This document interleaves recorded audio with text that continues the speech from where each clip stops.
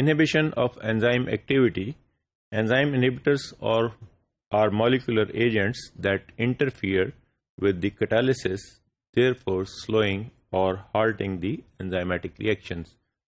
Inhibitors वो substances हैं कि जब भी ये ऐड किए जाते हैं तो आइदर ये उसकी एंजाइमेटिक एक्टिविटी जो एंजाइम सबस्ट्रेट कॉम्प्लेक्स बन रहा था उससे अल्टीमेटली एंजाइम प्रोडक्ट बनती है उसको या स्लो डाउन कर देते हैं या उसको रोक देते हैं, हाल्ट कर देते हैं. Any substance that can diminish the velocity of an enzyme catalysed reaction is called an inhibitor. कोई भी ऐसा सब्सटेंस जो वेलोसिटी को रिड्यूस कर देता है या उसको रोक देता है is known as an enzyme inhibitor. Enzyme catalysed reactions virtually all cellular occurring in all cellular processes, or the enzyme catalyze virtually all cellular processes. So it should not be surprising that enzyme inhibitors are amongst the most important pharmacological agents or pharmaceutical agents known.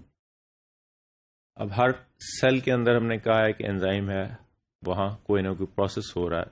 तो enzyme inhibitors को हम क्यों define कर रहे हैं? क्योंकि बहुत सारे फार्मास्यूटिकल एजेंट्स जो हैं that are used for as an enzyme inhibitor, या बहुत सारे एंजाइम इनहिबिटर्स जो हैं that are used as a pharmaceutical agents.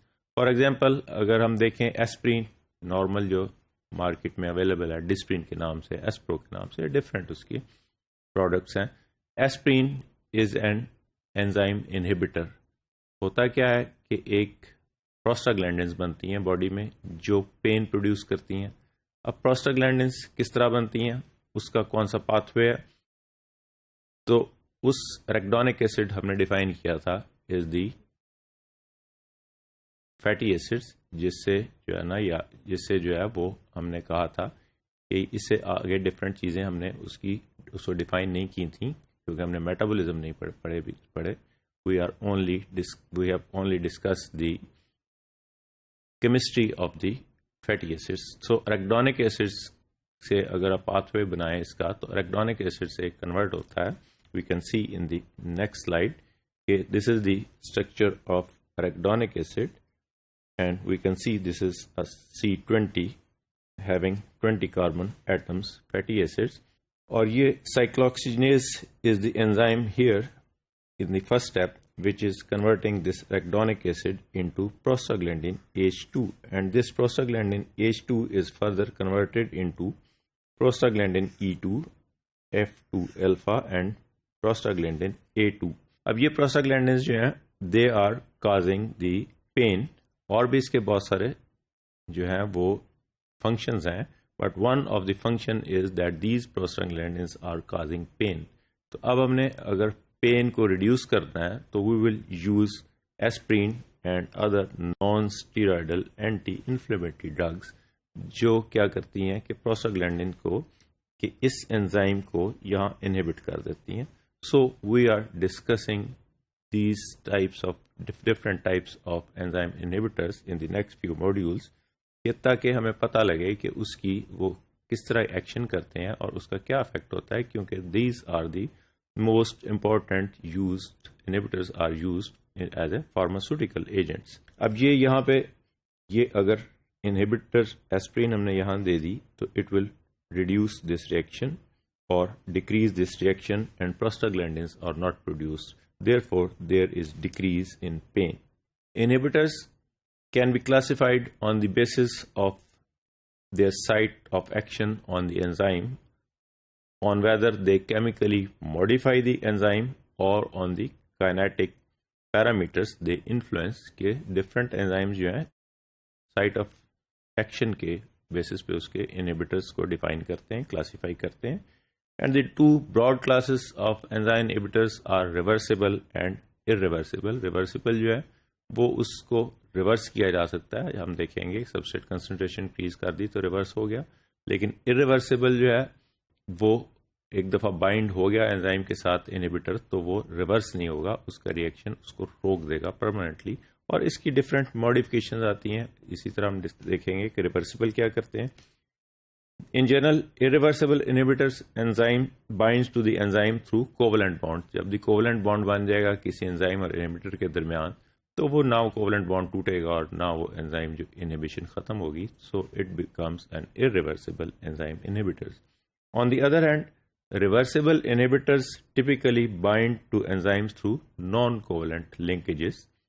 तो reversible inhibitors की non-covalent linkages हैं, आपस में जुड़ जाते हैं different ionic interaction से, और वो reverse हो जाते हैं with the different agents or with addition of the additional substrate.